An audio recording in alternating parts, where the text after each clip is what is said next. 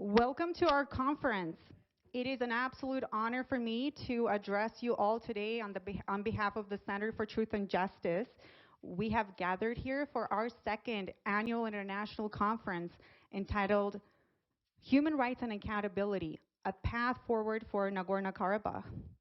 I would like to extend my sincere gratitude to all distinguished speakers who have traveled from far and wide to join us this morning.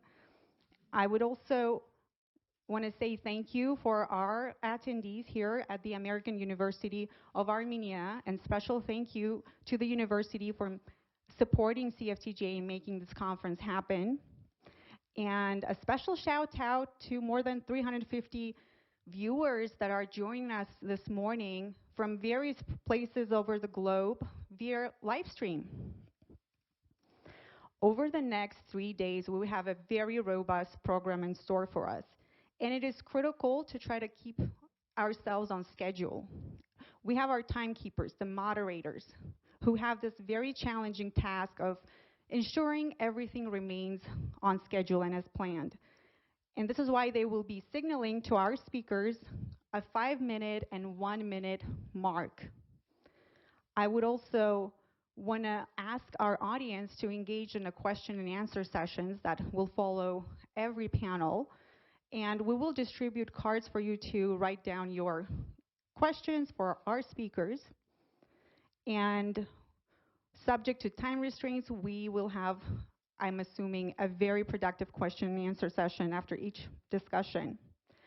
Last year, due to the pandemic, our inaugural conference was mostly a hybrid event, and we had roughly half of our speakers, and we had 40 speakers in total, join us virtually. This time around, we are very pleased to host most of our speakers in person. However, our clinical students from Nagorno-Karabakh are not here today, and they will not be here because since December 12 of 2022, the only road connecting Nagorno-Karabakh to Armenia has been blocked, and our students are unable to travel.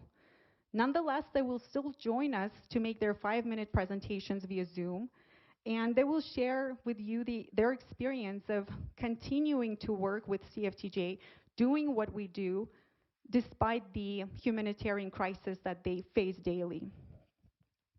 At the last conference, we focused mainly on the events that transpired during the 2020 war in Nagorno-Karabakh and some events that happened right after that. We spoke about how Azerbaijan and Turkey launched a military offensive against the people of Nagorno-Karabakh. We focused on war crimes, human rights, and international humanitarian law violations that happened. We mentioned the use of mercenaries, the use of banned cluster munitions.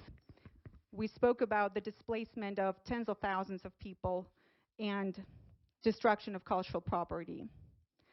Today, the situation in Nagorno-Karabakh has drastically changed.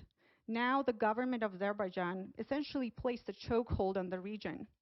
And for over 4.5 months, there's essentially no reliable communication with the region. The residents of Nagorno-Karabakh depend on their livelihood on the Russian peacekeepers as well as the Red Cross for their essential products and services, which are, by the way, in short supply.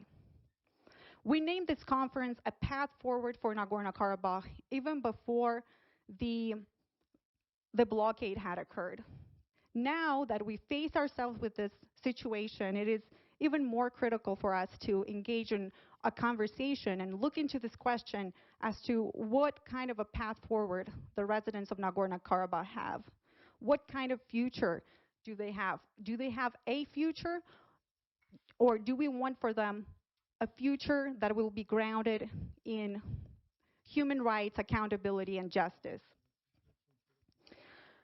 Without further ado, let's delve into this 3-day adventure, which is our conference. We already have a slight change in our program. Justice Arman Dilanyan was scheduled to make the opening of this conference this morning, but he's right now away in Germany for a legal business. And I have a privilege to introduce the Honorable Vahe Grigorian. He is the Vice President of the Constitutional Court of Armenia, and we do want to thank the Constitutional Court of Armenia for their support and for making this conference happen. Justice Grigorian, the Honorable Grigorian, was elected on June 18, 2019 as Justice of the Constitutional Court, and he then became Vice President in December of 2022. His career involved serving as international expert and trainer at the Council of Europe for over 8 years. He was a legal consultant for the European Human Rights Advocacy Center, as well as the head of commission on analyzing case law of the European Court of Human Rights for the Chamber of Advocates. And he's on the list of counsel for the ICC. The Honorable Grigorian, and I invite you to this podium.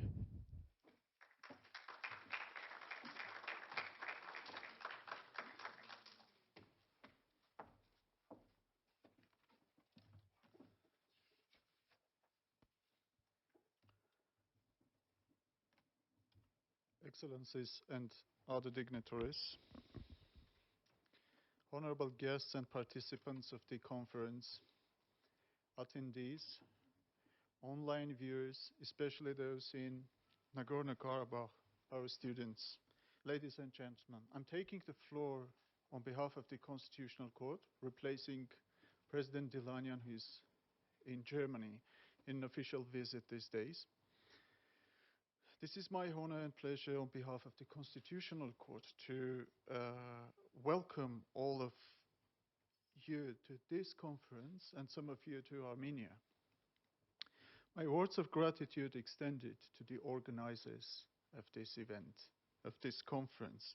Second Annual International Conference on Human Rights and Accountability, aimed at looking for a path for people of Nagorno-Karabakh.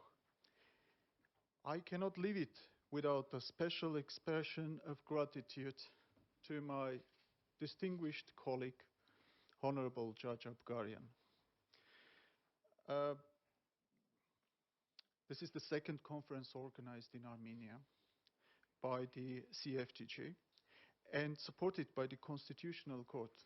And that takes place in year one, and this looks to a commencement of very interesting tradition of this type, which I will not be mistaken to call it as a mini festival of legal thought and advocacy of human rights and justice.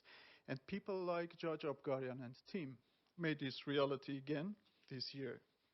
The subjects to be discussed in this conference: international criminal accountability mechanisms, damage claims, specific issues of evidence and investigation into the crimes and under international criminal law, preservation of the cultural heritage by tools of international criminal law, application of universal jurisdiction to the crimes of international concern, and some more are predominantly within a domain or are directly relevant to the international criminal law. That became an important part of the constitutional justice agenda of Armenia earlier this year. In the proceedings on examination of compliance of Rome Statute of ICC to Armenian Constitution, this complex legal process was about a combination of interrelated dimensions of international criminal law, international treaty law, comparative constitutional law, and Armenian constitutional law. And by the way, the necessary advisory support that the Constitutional Court, and specifically the Judge Rapporteur, received from the scholars were from those with whom we had the honor to meet and discuss during such a conference, and some of them during the first conference. Therefore, the Constitutional Court attaches special importance to this type of scholarly high-level event, and I have already said it is mere honor to welcome you all here. Armenia has increasingly become a rich soil for international law debates and discussions. I see in this room and in the program guests and other panelists who are either directly or indirectly involved in the cases before the European Court of Human Rights, interstate applications, originated cases, or before the ICJ under the CERT. Plus to this, the constitutional review of Rome Statute and discussions on the possibility of Armenia joining it are a usual part already of political and legal debate agenda here in Armenia. But apart from suggesting a proper environment and practical insights about likewise international legal proceedings, I truly hope that the conference, panel discussions and parallel discussions with the experts during the event will be able to lead to solutions to some practical issues under international criminal law and advise a legal path for the people of Artsakh to defend and protect their basic rights. So I wish all of us fruitful and enjoyable discussions. And all guests of Armenia, I hope you will have time to enjoy the beauty of Armenia, especially Armenian Spring. I saw that the organizers have generously provided 20 minutes for a welcome speech. I won't spend your time and energy on that formality, leaving more time for essence and content discussions following this. And on this note, I shall conclude now and to allow more time for keynote speakers and panelists to develop their topics and subjects in this conference, and shall join you later tomorrow afternoon again. Thank you, all of you.